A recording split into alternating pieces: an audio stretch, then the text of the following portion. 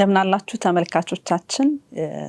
ከዚህ በፊት በነበረን ውይይት እንደምታስታውሱት የሶስቱ መላእክት መልእክት በሚል ርዕስ ልዩ የሆነ የመጽሐፍ ቅዱስ ውይይት ከዚህ በፊት በሁለት ጉዳዮች አድርገን እንደነበር ታስታውሳላችሁ።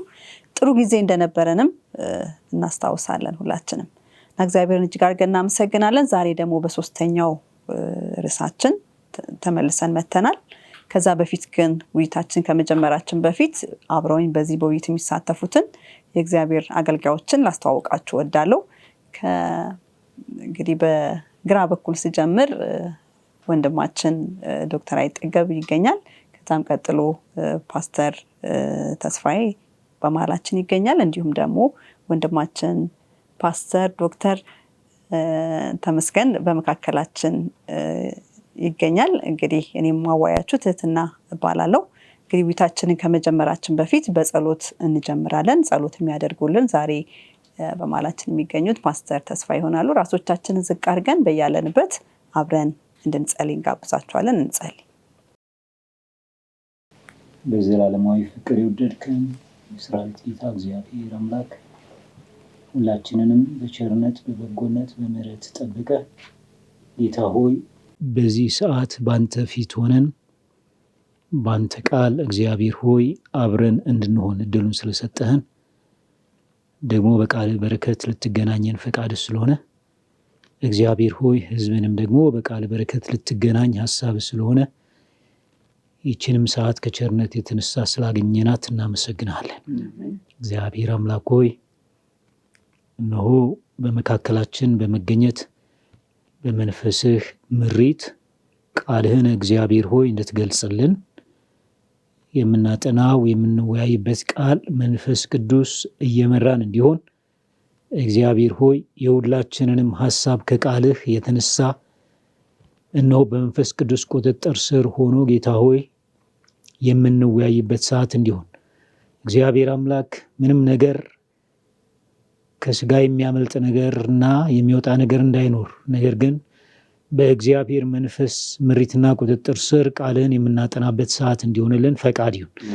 እግዚአብሔር አምላካችን ሆይ እነሆ ይህንን የሶስቱን መላእክት መልእክት በፊት ሆነን በምናጠና በምንወያይበት ጊዜ ጌታ ሆይ እናውቅ ዘንድ የምትወደውን ነገር ሁሉ ለእኛም በመግለጽ ለሚሰሙም ልጆች ሁሉ በመግለጽ እግዚአብሔር ሆይ ያንተን የአምላክን ሐሳብ በዚህ በቃልህ ውስጥ ጌታ ሆይ ለሁላችን እንድትገልጽልን ፈቃድ ይሁን። ሁሉን አስረከብንህ። በውይይታችንም በጥናታችንም አንተ ብቻ በመካከላችን ክበር፣ በኢየሱስ ክርስቶስ አሜን። እግዚአብሔር ይባርክህ ፓስተር። መልካም የጸሎት ጊዜ ነበረን። እንግዲህ ባለፉት በነበሩን ሁለት ውይይቶች እንደምናስታውሰው በመጀመሪያው ውይይታችን ላይ የሶስቱ መላእክት መልእክት የሚለው መጽሐፍ ቅዱሳዊ ነው ወይ?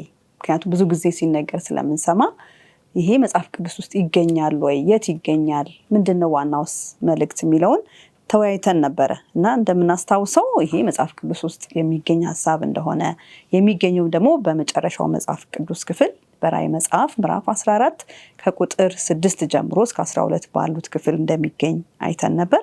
ዋናው መልእክት ደግሞ ሌላ ምንም መልእክት ሳይሆን የሶስቱ መላእክት መልእክት የሚሰብከው ወንጌልን ነው። ያም ወንጌል ደግሞ መጽሐፍ ቅዱስ በደንብ እንደሚገልጸው በተለይ በሮሜ ምዕራፍ ሄደን ብናነብ ጳውሎስ ሲናገር ወንጌል ስለሌላ ሳይሆን ስለ ልጁ ስለ ክርስቶስ ነው ብሎ ይናገራል። ሄደን እስቲ ያንን ቁጥር እናንብበው። ሮሜ ምዕራፍ 1 ቁጥር 3 እና 4 ላይ እንደዚህ ይላል። ይህም ወንጌል ይላል በስጋ ከዳዊት ዘር ስለተወለደ እንደ ቅድስና መንፈስ ግን ከሙታን መነሳት የተነሳ በኃይልም የእግዚአብሔር ልጅ ሆኖ ስለተገለጠ ስለ ልጁ ነው ብሎ ይናገራልና እግዚአብሔር ሰው ልጅን በሙሉ ያዳነበት መንገድ አንድ ነው። ያም በክርስቶስ ኢየሱስ በፈጸመው የደህንነት መንገድ ነውና በዛ የሶስቱ መላእክት መልእክት የሚያጠነጥነው ዋናው የእግዚአብሔር የማዳን እቅድ ግን በተለያዩ አውዶች ሶስቱ መላእክቶች ያንን ወንጌል እንደሚሰብኩ ባለፈው በመጀመሪያው ውይይታችን ተመልክተን ነበርና ጠለቅ ብለን ስናይ ወደ አንደኛው መልእክት መተን በሁለተኛው ውይይታችን ደግሞ የተመለከትነው የዘላለሙን ወንጌል የያዘ መልአክ ሲበራየው እያለ ነበር የሚጀምረው መልእክቱና ያ የዘላለም ወንጌል ቅድም እንዳልነው እግዚአብሔር አንድ የደህንነት እቅድን ያዘጋጀው አዳም ጀምሮ እስከ መጨረሻው የሰብአዊ ዘር በሙሉ ያዘጋጀው የደህንነት መንገድ አንድ ነው። ሁሉም ሰው የሚድነው እግዚአብሔር በክርስቶስ በከፈለው የኃጢአት ዋጋ አማካኝነት እንደሆነ ያንንም ደግሞ ለሁሉም ዘር ለወንድ ሴት ሳንል አይደል ለነገድ ለቋንቋ እንደሚሰብክ ነበረ መልአኩ የሚናገረውና ለሁሉም ሰው የተዘጋጀው ያ መንገድ እንደሆነ አይተን ነበርና ያን ደግሞ ሲሰብክ ሳለ ከምን ጋር አድርጎ ከፍርዱ ሰዓት እግዚአብሔር የሚፈርድበት ጊዜ ስለደረሰ ሰዎች ምን እንዲቀበሉ ይሄንን የደህንነት መንገድ እንዲቀበሉ ጥሪ የሚያቀርብ መልአክ እንደሆነ መልእክት እንደሆነ ተመልክተን ነበርና ያንን ደግሞ በተለይ የሚያሳየን የእግዚአብሔር ሕግ አንድ አለ የእግዚአብሔርን ፈጣሪነት በደንብ ጉልት አድርጎ የሚያሳያም የሰንበት እውነት እንደሆነ ተመልክተን ነበርና እነዚህ ውይይቶቻችን በጣም እንደተባረካችሁባቸው ተስፋ እናደርጋለን። ዛሬ ወደ ሁለተኛው መልአክ መልእክት ነው የምንሄደው። እሱም የሚገኘው በዚሁ በራዕይ መጽሐፍ ምዕራፍ 14 ላይ አንድ ቁጥር ነው ያለው። የሚገርመው ግን በደንብ ብዙ ሀሳቦችን የያዘ ቁጥር ነው። ሄደን እናነበውና ወደ ጥያቄዎቻችን እየሄድን እንወያያለን ማለት ነው። የሚገኘው በራዕይ ምዕራፍ 14 ቁጥር 8 ላይ ነው። እንደዚህ ይላል። ሌላም ሁለተኛ መልአክ አሕዛብን ሁሉ የዝሙቷን ቁጣ ወይን ጠጅ ያጠጣች ታላቂቱ ባቢሎን ወደቀች እያለ ተከተለው ይላል። እንግዲህ የመጀመሪያው መልአክ ከዚህ በፊት ያየነውን ሐሳቦች እንደሰበከ ተመልክተናል። ሁለተኛው መልአክ ደግሞ ምን ይላል? አሕዛብን ሁሉ የዝሙቷን ቁጣ ወይን ጠጅ ያጠጣች ታላቂቱ ባቢሎን ወደቀች እያለ ተከተለው ይላልና እንግዲህ የመጀመሪያው የመወያያ ጥያቄያችን የሚሆነው ወደቀች እያለ የሚናገራት የባቢሎን የምትባል እንዳለች እና ያቺም ታላቅ እንደሆነች ነው የሚናገረው። እና ይቺ ባቢሎን ማናት? ባቢሎን የተባለችው ታላቅስ ያስባላት ነገር ምንድነው? ምክንያቱም ታላቂቱ እያለ ነው የሚገልጻት በቁጥሩ ላይ እንዳነበብ ነው። እንደገናም ደግሞ አሁንስ በእኛ ዘመን ይቺ ባቢሎን የምትባለው አለች ወይ? ካለችስ እንደው እንዴት ነው ልናውቃት የምንችለው? በዚህ ላይ እንደው ሐሳብ ብትሰጡን አንዳችሁ። እሺ፣ እግዚአብሔር እናመሰግናለን። እንግዲህ ባቢሎን የሚለው ሐሳቡ ከአዲስ ኪዳን የጀመረ አይደለም፣ ከብሉይ ኪዳን ጀምሮ የታወቀ ነው። እንደምናውቀው በዘፍጥረት መጽሐፍ ውስጥ ምዕራፍ 11 ላይ ከውሃ ጥፋት በኋላ የኖህ ዝርያዎች ምን አሉ? እንደገና ምድር በውሃ ጥፋት ስለምጠፋ እግዚአብሔርን አናምነውም። ቃል ኪዳን ገብቶ ነበር እግዚአብሔር ምድርን ሁለተኛ በውሃ ጥፋት አላጠፋትም ብሎ ነበር። ግን እነሱ ምን አሉ? ነው አናምነውም እግዚአብሔርን፣ ስለዚህ ግንብ እንስራ፣ ረጅም ግንብ እንስራ ከውሃ ጥፋት ማምለጥ እንድንችል፣ ለራሳችንም ስም እናኑር ብለው ተነሱ። በዚያን ጊዜ እግዚአብሔር ድምፃቸውን ደበላለቀባቸው። የባቤል ግንብ ይባላል። ስለዚህ በአንድ መልኩ ባቢሎን ማለት ድብልቅልቅ ያለ መሆኑን ነው የሚያሳየው። በሌላ መልኩ ደግሞ እንደዚሁ በእግዚአብሔር ሕዝብ ታሪክ ውስጥ በእስራኤል ታሪክ ውስጥ ባቢሎን ማለት ያው በምድር ላይ የነበረች መንግስት ነች። ያንን አሁን እዚህ ጋር እንደ ምሳሌ ነው የሚወስዳት እንጂ አሁን የሆነች ያቺኛዋ ባቢሎን አለች ብሎ ስለሱ አይደለም የሚያወራውና ግን የእግዚአብሔር ሕዝብ ጠላት ነበረች። በብሉይ ኪዳን ውስጥ የእግዚአብሔር ሕዝብ ጠላት ነበረች። የእግዚአብሔርን ሕዝብ የምታሳስት ነበረች። እግዚአብሔርን ሕዝብ የምትወጋ ነበረች። እግዚአብሔርን ሕዝብ በምርኮ የምትወስድ ነበረች። ጣዖት አምልኮን እንዲያመልኩ፣ ማንነታቸውን እንዲረሱ፣ ስማቸውን እንዲቀይሩ ከፍተኛ ጥረት የምታደርግ ነበረች። እንደምናውቀው ዳንኤል መጽሐፍ ውስጥ ከምዕራፍ 1 ጀምረን የባቢሎን ንጉስ መጥቶ እስራኤል ኢየሩሳሌምን እንደከበባት፣ የእግዚአብሔርን ቤተ መቅደስ የተቀደሱ ዕቃዎችን ዘርፎ እንደወሰደ እናያለንና እንግዲህ ያ ስም ከዛ ነው የመጣው ማለት ነውና ታላቅ ነበረች። በዛን ዘመን በጣም ታላቅ ነበረች። አሁን በዓለም ላይ አሜሪካ ሱፐር ፓወር ወይም ሀያል ሀገር እንደምትባል ያቺ ደግሞ በዛን ዘመን ሀያል ሀገር ነበረች። ደግሞ በከፍተኛ ሁኔታ የሰለጠኑ ነበሩ። በዛን ዘመን እንደምናውቀው በዓለም ላይ ተመዝግበው ከነበሩት ድንቃ ድንቅ ከሚባሉ ነገሮች የባቢሎን ተንጠልጣዩ ጋርደን የሚባለው እስከ ዛሬ ተመዝግቦ ነው ያለው። ሀብቷ በጣም ትልቅ ነበር። ወርቅ፣ ብር በጣም ትልቅ ነበር። ታሪካቸው ሲነበብ ማለት ነው። በምድር ላይ ያኔ አቅም ነበራት፣ ጉልበት ነበራት፣ ኢምፓየር ነበረች። ትልቅ ምድርን የምትገዛ ኢምፓየር ነበረች። ስለዚህ በጣም ታዋቂ ነበረች፣ ታላቅ ነበረች በዛን ጊዜ። እንግዲህ የምድራዊቱ ባቢሎን የነበረችው ነች። አሁን በአዲስ ኪዳን አምጥቶ እስራኤል እንግዲህ ሁል ጊዜ ያስታውሳሉ፣ ተማርከው ሄደዋል። በኋላ ቤተ መቅደስ እስኪቃጠል ድረስ ደርሰዋል። ብዙ ችግር ውስጥ ነው ያለፉት። ባቢሎንን ሲያስቡ ከፍተኛ ስጋት፣ ከፍተኛ ጥላቻ ነው የሚፈጠርባቸው እስራኤላውያን። ማንነታቸው ኦልሞስት ከምድረ ገጽ ላይ ሬዝድ የሆነበት ሊሆን የደረሰበት ጊዜ ነበርና ያ ነበረ። አሁን ታዲያ በአዲስ ኪዳን ደግሞ በተለይ በራእይ ላይ ባቢሎን የምትባል አለች። ወደቀች ታላቂቱ ባቢሎን ብሎ ተከተለ ይላልና በነገራችን ላይ መከተሉ የሚያሳየው አንደኛው መልአክና ሁለተኛው መልአክ መልእክታቸው የተያያዙ መሆናቸውን፣ የማይለያዩ መሆናቸው። ምክንያቱም የመጀመሪያው የዘላለሙ ወንጌል እየሰበከ እግዚአብሔርን ፍሩት፣ ክብርንም ስጡት፣ ሰማይና ምድርን የውሃንም ምንጮች ለፈጠረው ስገዱለት አለ። ባቢሎን ግን ሰዎች ለእግዚአብሔር እንዳይሰግዱ የምታደርግ ነች። ያቺ እንደዛ የምታደርገዋ ባቢሎን ትወድቃለች። ወደቀች እያለ ነው የሚመጣው። በአጭሩ ቺ ባቢሎን እንግዲህ የምትባለው ምንድን ነው ሲባል አሁን ምድራዊ ዝም ብሎ ተራ መንግስት ሳይሆን ሴኩላር የሆነ መንግስት ሳይሆን መንፈሳዊ ቅንጅት ነው።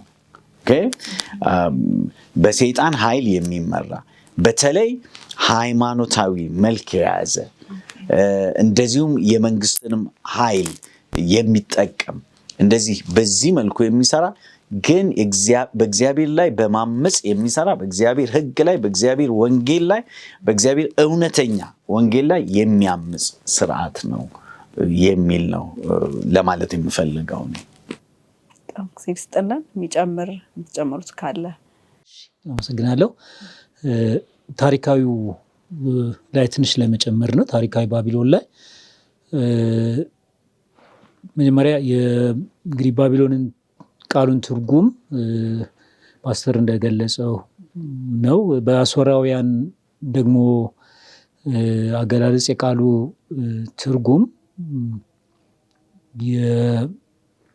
የጣዖት አምልኮ በር የሚል ትርጉም አለው። ባቢሎን የሚለው ቃል ማለት ነው። በተጨማሪ ፓስተር ካለው በተጨማሪ ማለት ነው። ይሄ ማለት ዓላማው ይህንን የጣዖትን ነገር ከማስፋፋት አንጻር እንደሆነ ነው እንግዲህ የሚያሳየው። እና ይሄ ባቢሎን መጀመሪያ መስራቹ የከተማዋ መስራች ናምሩድ እንደነበር ዘፍጥረት ምዕራፍ 10 ላይ ይናገራል። እና ስለ ናምሩድ ትንሽ መናገር ፈልጌ ነው። ናምሩድ መጽሐፍ ቅዱስ ሲናገር ኃያል እንደነበረ ይናገራል። ኃያል ነበር ይላል። እና ይሄ ኃያልነቱን በተመለከተ አንድ ጽሑፍ ላይ ሳነብ ያገኘሁት ምን ይላል? ይሄ ናምሩድ ጄኔሲስ ሪከርድ የሚል መጽሐፍ ላይ ነው 252ኛው ገጽ ላይ እንደዚህ ላይ ባቢሎን የተባለችው ከተማ የመሰረታት ናምሩድ ነው፣ እርሱ ደግሞ ተጽዕኖ ፈጣሪ ሰው ነበር ይልና ተጽዕኖ ፈጣሪነቱ ሲገልጽ ናምሩድ ኃያል ነው ያሰኘውን ነገር በተመለከተ ሲገልጽ ከእግዚአብሔር ተጻራሪ ሆኖ በሚሄድ መንገድ ኃያል ነበር ይላል። ይህ ሰው ከእግዚአብሔር ተጻራሪ ሆኖ በሚሄድ መንገድ ኃያል ነበርና ኃያልነቱ ፖዚቲቭ ላይ አይደለም የሚገልጸው። ኃያልነቱ ከእግዚአብሔር በተጻራሪ ሰዎችን በማደን መንገዱን በማስተማር ረገድ ኃያል ነበር ይላል።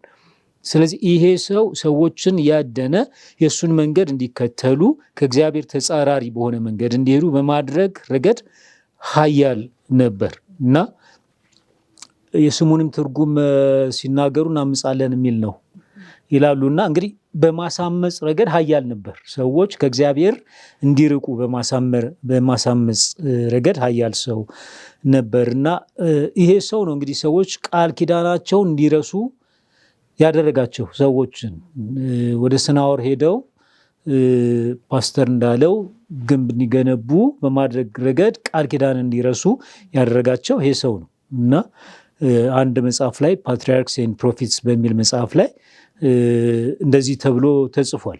ምን ይላል?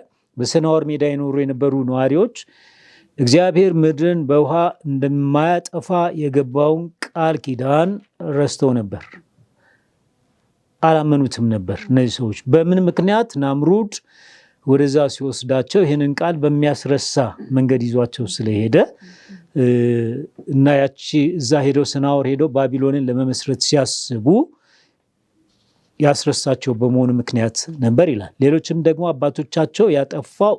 አባቶቻችንን ያጠፋው እርሱ ነው በሚል በእርሱ ላይ እንደ ቃየል አመፁ። በእግዚአብሔር ላይ በፊታቸው ያስቀመጡት አንድ ሀሳብ ቢኖር ግንቡን መስራትና ራሳቸውን ከሌላ ጥፋት መጠበቅ ነበር። በራሳቸው መንገድ መዳን ነበር። የጥፋት ውሃ ከሚደርስበት በላይ ከፍ አድርገው በመስራት ከአደጋ ሁሉ ማምለጥ እንደሚችሉ አሰቡ። እነዚህ ሰዎች ማለት ነው። እስከ ደመና ድረስ ከፍ ከፍ እንዲል አድርገው ሰሩ። የጥፋት ውሃ እንደማይነካቸውም ገመቱ። እንግዲህ ይህንን እንዲገምቱ አድርጎ ነበረ እሱ የወሰዳቸው። ስለዚህ አሁን ከተማዋ ላይ ስመለከት እኔ የምትታወቅባቸው ሁለት ነገሮች አሉ ማለት ነው። ፓስተር እንዳነሳው የመጀመሪያው በትዕቢት በማመፅ ጉዳይ ነው። ስማችንን እናስጠራለን አሉ። ይሄ የራሳቸውን ማንነት የማስጠራት የአይደንቲቲ ጉዳይ ማለት ነው። እኛ ራሳችንን እናስጠራለን በሚል በራስ ጉዳይ ማለት ነው። ሁለተኛው ከጥፋቱ እንድናለን በሚል ይሄ ደግሞ ራስን በራስ ለማዳን የሚደረግ ጥረት። እንግዲህ ስለ ባቢሎን ስናስብ እነዚህ ሁለት ነገሮች ሁልጊዜ አብረው የሚሄዱ ናቸው ማለት ነው። ባቢሎን በኩራቷ ትታወቃለች። ምናልባት ወደ ናቡከደነጾርም ዘመን ስንመጣ ይህንን ማየት እንችላለን። እንደገና ባቢሎን ደግሞ እንደዚሁ ራስን ለማዳን በሚደረግ ጥረት፣ በራስ ጽድቅ ለመዳን በሚደረግ ጥረት በዚህ ጉዳይ ትታወቃለች እና ሰናዖር ላይ የነበረውን ባቢሎን የምናየው ከነዚህ ሁለት ነገሮች አንጻር ነው የነበረው ማለት ነው።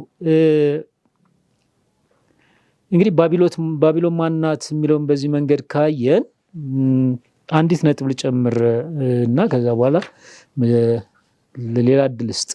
ዓላማዋ ምንድን ነበር? የባቢሎን ዋነኛው ዓላማ ምን ነበር? እንግዲህ ታሪካዊዋን ባቢሎንም ስንመለከት ከዘፍጥረት ጀምሮ በናቡከደነጾርም ዘመን ስንመለከት ዓላማዋ ምንድን ነበር የሚለው የበላይነት። እንግዲህ ራሳችንን እናስጠራለን፣ ከማንም በላይ ሆነን እንኖራለን። አንደኛው ይሄ የበላይነት፣ በበላይነት ሁሉን የመቆጣጠር ጉዳይ አንዱ እንደሆነ ራስን ከፍ ማድረግ ማለት ነው። ራስን ከፍ ማድረግ ሁሉን ነገር ራስን ከፍ በማድረግ የሁሉ የበላይ በመሆን ሁሉን ነገር ለመቆጣጠር ከፍ ብሎ የመታየትና ሁሉ ነገር የመቆጣጠር ጉዳይ አንደኛው ነው። ሌላው የአምላክ ሕዝቦች ጠላት መሆኑ ሁለተኛው ፓስተር ያነሳው ነው እና ሁልጊዜም ይህንን ነገር እንመለከታለን። በጣም የገረመኝ የባቢሎን ስም 280 ጊዜ በመጽሐፍ ቅዱስ ውስጥ ተጠቅሷል። ይሄ ደግሞ ከኢየሩሳሌም ስም በሁለተኛ ደረጃ ላይ ነው ያለው። አንደኛ የኢየሩሳሌም ስም ነው ያለው በመጽሐፍ ቅዱስ ውስጥ፣ ሁለተኛ የባቢሎን ስም ነው ያለው። ስለዚህ ምንድን ነው ይሄ የሚያሳየው?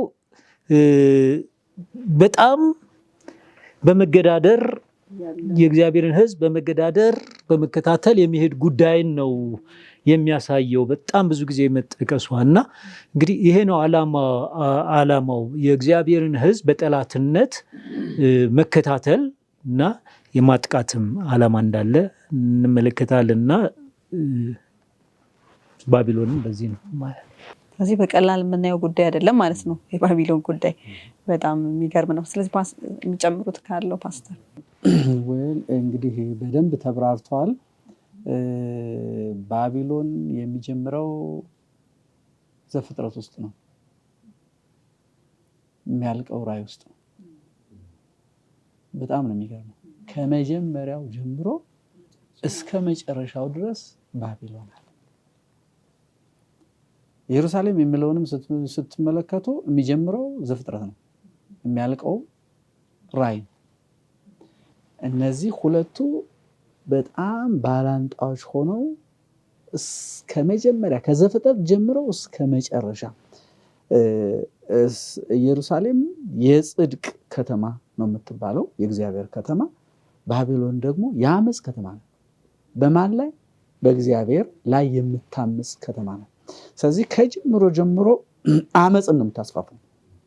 በእውነት ላይ ያመፀች ናት፣ በእግዚአብሔር ፈቃድም ላይ ያመፀች ናት። ቅድም ፓስተር ተመስገንም ፓስተር ተስፋይም እንደገለጹት እግዚአብሔር የሰጠውን ተስፋ አንቀበልም ነው ማለት። ምንድነው?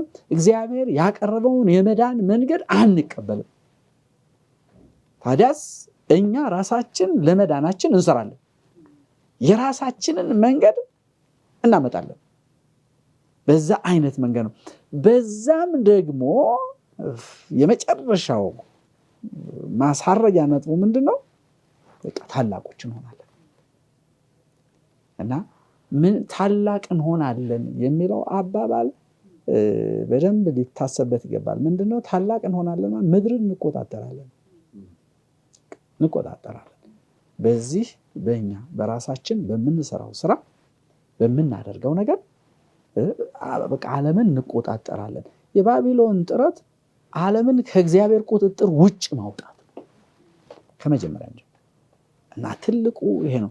ስለዚህ በዚህ አይነት ሁኔታ ናምሩድ ኃያል ነበረ፣ በዛን ጊዜም ባቢሎን ኃያል ነበረች። ከዛን ጊዜ ጀምሮ በታሪክ ስትሄዱ ባቢሎን በየዘመኑ በጣም ኃያል አገር ሆና ብዙ ዘመን ቆይታለች። በነዛ ኃያል በነበረችባቸው ዘመናት ሁሉ አሁንም የምታስተምረው አመፅ ነበር እና አሁን ይቺ ባቢሎን የምትባለው በዮሐንስ ዘመን አልነበረችም።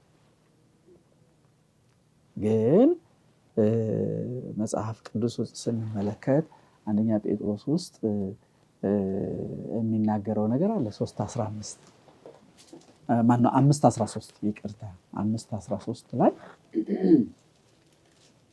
አንደኛ ጴጥሮስ 5:13 ላይ ከእናንተ ጋር ተመርጣ በባቢሎን ያለች ቤተክርስቲያን ልጄም ማርቆስ ሰላምታ ያቀርቡላችኋል። አሁን በአዲስ ኪዳን ባቢሎን መጣች። ገና ወንጌል ሲጀመር ገና ቤተክርስቲያን ስትቋቋም ባቢሎን የምትባል ነበረች። በዛን ጊዜ ባቢሎን አልነበረችም። ባቢሎን እንግዲህ በታሪክ እንደምናውቀው በ586 ፈራርሳ ምድረ በዳ ሆናለች። ግን አዲስ ባቢሎን መጣች። በአዲስ ኪዳን ያቺ የጥንቷ ባቢሎን ሳትሆን አዲስ ባቢሎን መጣች እና አሁን ይቺ በባቢሎን የምትገኘው ነው የሚለው እና ይቺን በዛን ጊዜ ባቢሎን ብለው የጠሯት ጴጥሮስም የጠራት ባቢሎን ያላት ማናት ብለን ስንጠይቅ ሲቪላይን ኦራክልስ የሚል መጽሐፍ ላይ የተጠቀሰው ምንድነው? በዚያን ዘመን አይሁዶችም ክርስቲያኖችም ባቢሎን ብለው ይጠሩ የነበረው ሮምን ነው። ይቺ ቤተክርስቲያን የነበረችው በሮማን ኢምፓየር ግዛት ውስጥ ነው የተመሰረተችው። ክርስትና የተመሰረተው በሮም ውስጥ ነው፣ በሮም ግዛት ነው የተመሰረተው እና ያንን ነው የሚጠሩት። ለምንድን ነው ሮም ብለው ከመጥራት ይልቅ ባቢሎን ለምንድን ነው የሚሉት? እና እንግዲህ ይሄ ትንቢታዊ ነው። ለምንድን ነው አይሁዶች ለምሳሌ ለምንድን ነው ሮም እንደዛ የሚሉት? ሮም ባቢሎን ናት አይደለም? ቤተ መቅደሱን አጥፍታ ህዝቡን ሁሉ ወደ ምርኮ የወሰደችው ማናት? ባቢሎን ነች። አይሁዶችም ደግሞ ቤተ መቅደሳቸውን አጥፍታ ሁለተኛውን ቤተ መቅደስ ማለት ነው እሱን አጥፍታ አይሁዶችን በ70 ዓመተ ምህረት በመላው ዓለም የበተነቻቸው ማናት? ሮም ናት። ስለዚህ ሮም የባቢሎንን ቦታ በአዲስ ኪዳን ወስዳለች። ተክታለች። በአዲስ ኪዳን እሷ ተክታለች። ቤተ መቅደሱን ያችን ማፈረሰ፣ እነዚህ ማፈረሱ፣ ህዝቡን በዓለም በተኑ። እነዛም እንደዛ ነው ያደረጉትና የዛ አይነት ተመሳሳይ። ከዛ በኋላ ደግሞ ክርስቲያኖችስ ለምንድን ነው ክርስቲያኖች? ጴጥሮስ ነው እንግዲህ ያለው አይደለም? ለምን እንደዛ አለ ብለን ስንል ያው ነው እኮ ክርስቲያኖችን የእግዚአብሔርን ህዝብ ያሳደደችው ዳግማዊቷ ባቢሎን ማን ነበረች? በኔሮ ዘመን ክርስቲያኖች የግፍ ጽዋ ጠጥተዋል። የግፍ ጽዋ በጣም በከፍተኛ ሁኔታ ጠጥተዋል። በጣም ዘግናኝ የሆነ ከዚያ በኋላ ወደ መካከለኛው ክፍለ ዘመን ስንመጣ አሁን ክርስትናን ለማጥፋት በኃይልም እንደገናም ደግሞ ክርስትናን በመበረዝም ከፍተኛ ጥረት አድርጋለች። ስለዚህ አሁን ይሄ ኃይል ከጊዜ በኋላ በመጨረሻ በትንቢቱ መሰረት ምን ይሆናል? እየተቀየረ ሃይማኖታዊ ባህሪ ይዞ ይመጣል። ስለዚህ በዚህ አሁን ባለው ሁኔታ አሁን ባለንበት ደረጃ ወደፊት የምናነሳው ነገር ይኖራል። ከዛ ነው የሚነሳው። ከዚህ ባቢሎን የሚነሳው ከዚህ ነው። አሁን መንፈሳዊ ባቢሎን ብለን የምንጠራው በኋላ የምናነሳው ነገር የሚነሳው አነሳሱ ከዚህ ነው እና ምንድነው ያደረገው? የእግዚአብሔር ሕዝብና የእግዚአብሔር ወንጌል በጣም ተቃዋሚ የሆነ ኃይል ማለት ነው። በጣም እግዚአብሔር ይስጥልን። ጥሩ ውይይት ነው ያደረግነው። በተለይ ባቢሎን እንደዚህ በጣም ሰፍታ እናስተውላትም ይሆናል እና ብዙዎቻችን ጥሩ እይታ ነው የሰጣችሁን። እግዚአብሔር እጅግ አድርጎ ይባርካችሁ። ውይይታችንን እንቀጥላለን። ነገር ግን አሁን ትንሽ ረፍት ወስደን እንመለሳለን። አብራችሁን ልትቆዩ ጋብዛችኋለን። እግዚአብሔር ከሁላችን ጋር ይሁን።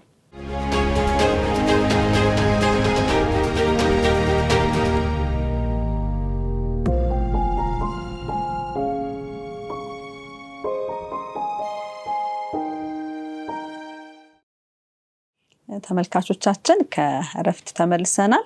ቅድም በነበረን ውይይት ከተገለጹት ሀሳቦች አንዱ እንግዲህ በሰናዖር ምድር ተሰርቶ የነበረው የባቢሎን ግንብ ነበርና እሱን ሲሰሩ የነበራቸው ሀሳብ በተለይ አሁን ካነሳነው ጋር በጣም ይሄዳልና ጥቅሱን ሄደን እንድናነብ ጋብዛችኋለሁ። በዘፍጥረት ምዕራፍ 11 ቁጥር 4 ላይ እንደዚህ ይላል፣ እንዲህም ኑ ለእኛ ከተማ ራሱንም ወደ ሰማይ የሚደርስ ግንብ እንስራ፣ በምድርም ላይ ሳንበተንም ስማችንን እናስጠራው አሉ ይላልና ይሄ በትክክል ትልቁ ምክንያታቸው እንደነበር ይሄ እኔነት ራሳችን ተሰብስበን ራሳችን እናስጠራ እንዳንበተንም እግዚአብሔርን ቀድሞ መሄድ አይነት ሀሳብ እዚህ በግልጽ ተገልጾ እናገኘዋለን እና ይሄ ቅድም ከነበረን ውይይት ጋር በጣም አድርጎ የሚሄድ ሀሳብ ነው።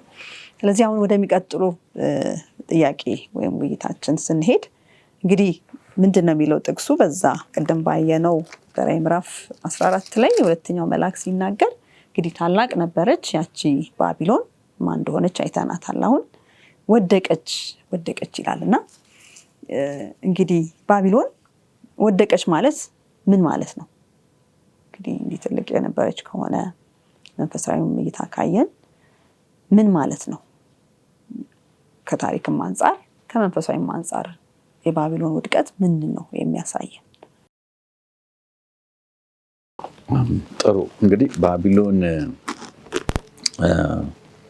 ምድራዊ ባቢሎን ትልቁ ችግሯ ከመጀመሪያው ጀምሮ ሲነገር እንደነበረው በምድር ላይ ታላቅ ነን ማለትና ምድርን ከእግዚአብሔር ቁጥጥር ለማውጣት መሞከር ከዚያም ደግሞ በእግዚአብሔር ላይ ሆን ብሎ ማመጽ ነው። የጣዖት አምልኮን በእግዚአብሔር ላይ አመጽን ማስፋፋት ነው ካልን እንግዲህ ይህ ታላቅ የመሆን መንፈሷ እየጠነከረ ነው የመጣው። ከዚያ በኋላ ማለት ነው እየጠነከረ ነው የመጣው። በታሪክም ስናይ ምድራዊዋን ባቢሎን ስናይ ባቢሎን ታላቅ እንዲያውም ናቡከደነጾር ምን ብሎ ተናግሮ ነበር? በምዕራፍ 4 ቁጥር 30 ላይ ምን የሚል አለ? ከ28 ጀምረን ብናነብ ይህ ሁሉ በንጉሱ በናቡከደነጾር ላይ ደረሰ ይልና ከ12 ወራት በኋላ ንጉሱ በባቢሎን ቤተመንግስት ሰገነት ላይ ሲመላለስ ሳለ በብርቱ ኃይሌ ለገናናው ክብሬ ንጉሳዊ መኖሪያ ትሆን ዘንድ የሰራኋት ታላቂቱ ባቢሎን ይህች አይደለችምን አለ። ስለ ባቢሎን ሲያወራ ማለት ነው። በቃ እግዚአብሔር ቀድሞ ነግሮታል። በህልም ያየው ነገር አለ። ዳንኤል ተርጉሞለታል። ያም ሆኖ ግን ያረዛና ከ12 ወር በኋላ ከአንድ ዓመት በኋላ ያንን ማስጠንቀቂያ ከተቀበለ ከአንድ ዓመት በኋላ ንጉሱ በባቢሎን ቤተመንግስት ሰገነት ላይ ሲመላለስ ሳለ በብርቱ ኃይሌ ለገናናው ክብሬ በብርቱ ኃይሌ አስቢ ለገናናው ክብሬ ለንጉሳዊ ክብር መኖሪያ ትሆን ዘንድ ያሰራው ታላቂቱ ባቢሎን እቺ ነች ብሎ ከተማይቱን አይቶ ይናገራል። በነገራችን ላይ አንድ መጽሐፍ ሳነብ ነበርና እዛ መጽሐፍ ላይ ምን ይላል ስለ ባቢሎን ሲናገር ትልቅ መቅደስ ነበር። እንዳለ በወርቅ የተሰራ የተለበጠ መቅደስ ነበራቸው። በቃ የሆነ በሁሉም ቦታ የሚታይ ጋራ ነገር ላይ ነው ያለው። ከተማይቱ የታጠረች ነች። የባሪያዎቻቸው ወይም የአገልጋዮቻቸው ቁጥር ስፍራ አልነበረው። ስቲል ግንብ የሚገነቡ ስቲል ስራ የሚሰሩላቸው። ስለዚህ በቃ በጣም የሞላለት ስንት ህዝብ የእስራኤል ብቻ ሳይሆን ሌሎችንም ህዝቦች ያንበረከከች የማረከች ነች። ስለዚህ ከተማይቱ በምርኮኞች የተሞላ ነበር። በዛ መልኩ ናቡከደነፆር ሲያይ በቃ ደስ አለው። እቺ ባቢሎን ለክብሬ የገነባኋት ነች ታላቂቱ ባቢሎን አለ። እንግዲህ ከዚህ ጋር ሁሌ ሊያዝ የሚገባው ነገር ቢኖር ምንድነው? ይህ ትዕቢት፣ በእግዚአብሔር ላይ የማመፅ፣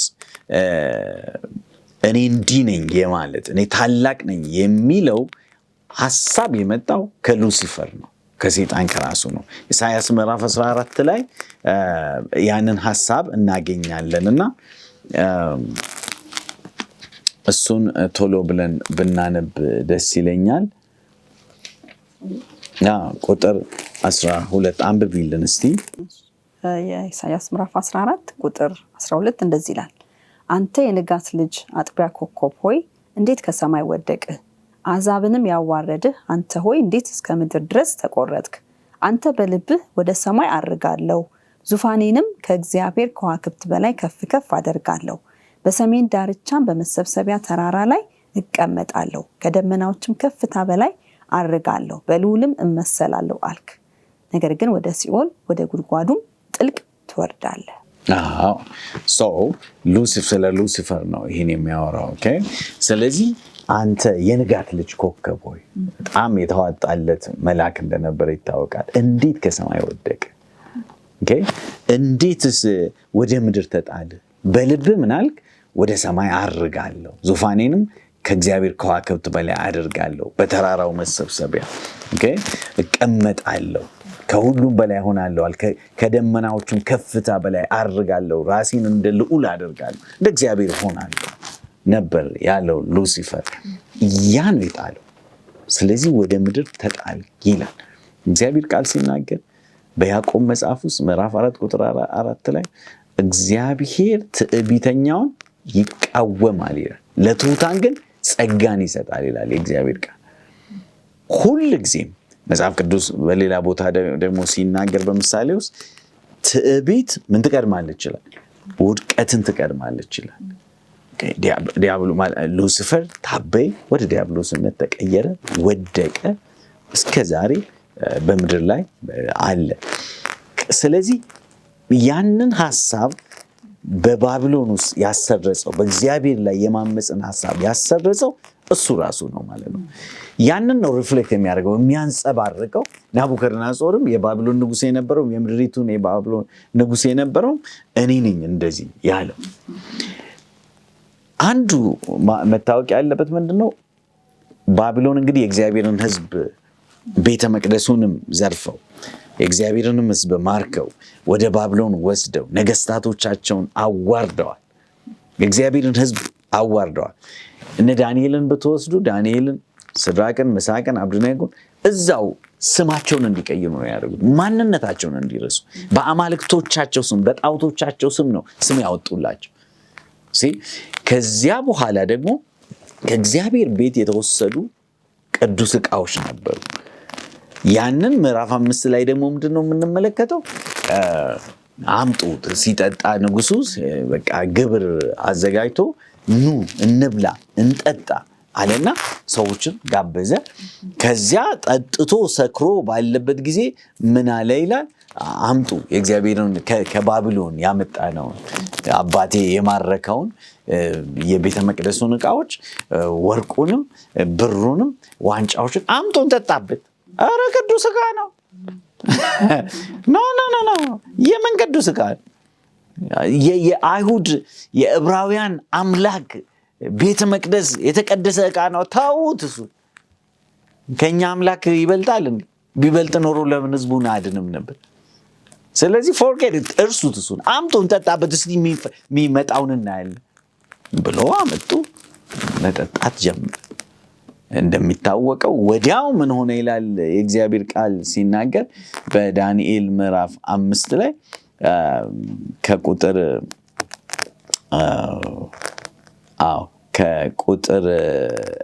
25 ላይ ያው እጅ ታየ ይላል አይደለ?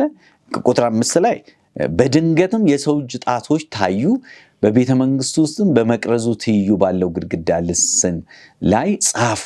ንጉሱም ይጽፍ የነበረውን እጅ አየ ይላል። በዚያን ጊዜ ንጉሱ በድንጋጤ ተሞላ፣ ፊቱም ተለዋወጠ፣ እጆቹና እግሮቹ ከዱት፣ ጉልበቶቹም ተብረከረኩ ይላል።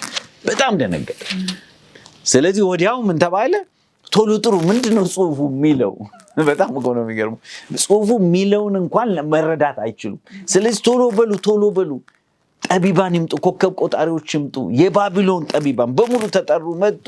ንጉሶ ለዘላለም ንገስ አሉ። አንብቡ አለ። ይህንን ለሚያነብ ምን ይሆናል አለ? ሐምራዊ ልብስ ለብሶ አንገቱ ላይ ሀብል ተደርጎለት ይወር፣ ከዚያ ደግሞ በመንግስቴ 3ኛ ይሆናል ብሎ ያንን ትልቅ ፕሪቪሌጅ ነገራቸው። ተብረከረከ ንጉሱ። ግን አንድም የሚፈታል እግዚአብሔር ታላቅነቱን በባቢሎን ላይ ገለጠ። ክብር ለእግዚአብሔር ይሁን።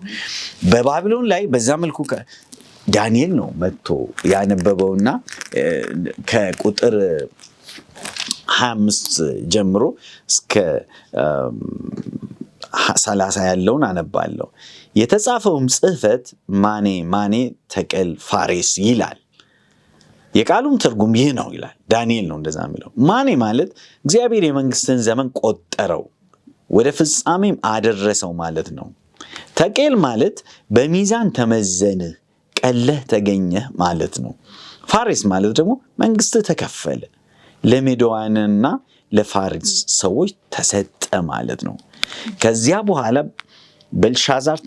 በቤልሻዛር ትእዛዝ ዳንኤል ሐምራዊ መጎናጸፊያን አለበሱት፣ የወርቅ ሐብል በአንገቱ ላይ አንጠለጠሉለት። የመንግስቱን 3ኛ ገዥ ሆኖ ተሾመ።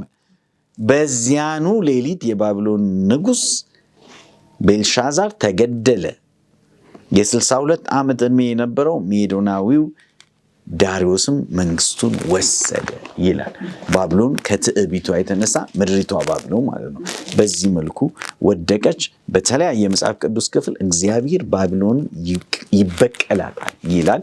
እኔ በዚህ ላብቃና ሌሎች ጓደኞቼ ይጨምሩበት።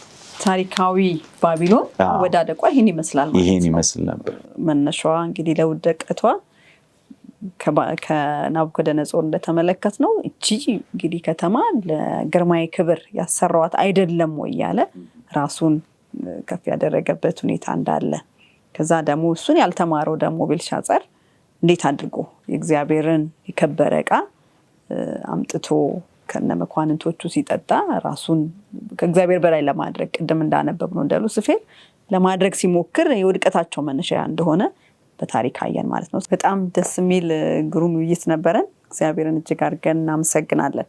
ምናልባት ትንሽ አለፍ ብዬ የገላትያ ምዕራፍ 2ን የተወሰኑ ሀሳቦችን አሁን የተነጋገርነው እንደው የተወሰነ ሀሳብ ካነሳ የሚል አንድ ቁጥር ላነብ አስቤያለሁ። ምን ይላል? ቁጥር 15 ጀምሮ እኛ በፍጥረት አይሁድ ነን አለ፣ ኃጢአተኞችም የሆኑ አሕዛብ አይደለንም። ነገር ግን ሰው በኢየሱስ ክርስቶስ በማመን እንዲጸድቅ እንጂ በሕግ ስራ እንዳይሆን አውቀን ስጋ የለበሰ ሁሉ በሕግ ስራ ስለማይጸድቅ እኛ ራሳችን በሕግ ስራ ሳይሆን በክርስቶስ እምነት እንጸድቅ ዘንድ በክርስቶስ ኢየሱስ አምነናል ብሎ ይናገራልና ይሄ እንግዲህ አይሁዶች ብዙ የሚኮሩበት ሕግ እያላቸው እኛ እንደነሱ እንደ አሕዛብ ኃጢአተኞች እንኳን አይደለንም፣ ግን እኛ ራሱ የምንጸድቀው በማን እንደሆነ አምነናል ይላል፣ በክርስቶስ እንደሆነ አምነናል ይላልና በዚህም ዘመን ያለን ክርስቲያኖች ያለን አንድ ወንጌል ነው። ያም በክርስቶስ ኢየሱስ እግዚአብሔር የሰራው የጽድቅ ስራ በሱ ወንጌል ስናምን ነው የምንድነውና ከዛ ውጪ የምናደርገው ጥረት በሙሉ አሁን እንዳየነው ባቢሎን እንደወደቀች እኛ የምንወድቅበት አስተሳሰብ ነው ማለት ነውና ያ መንገድ ስለማያዋጣ ያኛው የተከተለው ያለው አስተሳሰብ መጨረሻው ውድቀት ስለሚሆን እውነተኛውን ወንጌል በክርስቶስ የተሰራውን የእግዚአብሔር የደህንነት እቅድ ልንቀበል ይገባል። ከሱ ውጪ ሌላ አማራጭ የለም። እሱን ካልተቀበልን ቅድም እንዳልነው በመጀመሪያው መልእክትም ባለፈው እንደተነጋገርነው እግዚአብሔር ምን አለው? ፍርድ አለው። ፍርድ አዘጋጅቷል ለዛ ያንን ለማይቀበል ሰውና ስለዚህ በሌሎች እምነትም ውስጥ ያላችሁ ወገኖች ይሄኛውን እውነተኛውን እግዚአብሔር ያዘጋጀውን የደህንነት እቅድ እንድትቀበሉ እንጋብዛችኋለን። ስራ አያድንም፣ ሌሎች ነገሮች ጥረቶቻችን አያድኑም። የሚያድነን እግዚአብሔር በክርስቶስ ኢየሱስ ያዘጋጀው ወንጌል ብቻ ነውና ያንን ወንጌል ካልተቀበልን ባቢሎን እንደወደቀች እኛም እንወድቃለንና ስለዚህ የእግዚአብሔር ጥሪ ዛሬም ቢሆን ወደዚህ ወንጌል እንድንመጣ ነውና ይሄን ማድረግ እንድንችል እግዚአብሔር ይርዳን። ምናምን ደግሞ ይሄንን ምናምናለን ለምን ሰዎች ክርስቶስ ለምንድነው የማይመጣው ይያልን ባለፈውም እንደተነጋገርነው እንደዘገየ በጣም አርገን እንናገራለን። ግን የዘገየበት ምክንያት ባለፈውም እንዳልነው ምን ስለሆነ ነው ይላል ሁለተኛ አይደለ ሁሉ ሰው እንዲድን እንጂ ሄደን እናንብበው ጥቅሱን እናንተ የሚገኘው ሁለተኛ ጴጥሮስ ምዕራፍ 3 ላይ ነው። እንደዚህ ይላል ከቁጥር 9 ጀምሮ ለአንዳንዶች የሚዘገይ እንደሚመስላቸው ጌታ ስለ ተስፋ ቃሉ አይዘገይም፣ ነገር ግን ሁሉ ወደ ንስሐ እንዲደርሱ እንጂ ማንም እንዳይጠፋ ወዶ ስለናንተ ይታገሳል ይላልና ክርስቶስ እናንተን እየጠበቀ ነው ያልመጣው። ለክርስቲያኖች ደግሞ እኛ ወንጌል እንድንሰብክ ነው ክርስቶስ እየጠበቀን ያለው ማለት ነው። ምክንያቱም በማቴዎስ ምዕራፍ 24 ቁጥር 14 ላይ ይሄ የመንግስት ወንጌል በዓለም ሁሉ ይሰበካል ያን ጊዜ ነው መጨረሻው ይመጣል ያለውና ይሄን ወንጌል እየሰበክን ስላልሆነ ነው ክርስቶስ የዘገየውና ስለዚህ ይሄን ወንጌል ራሳችን እንረዳው።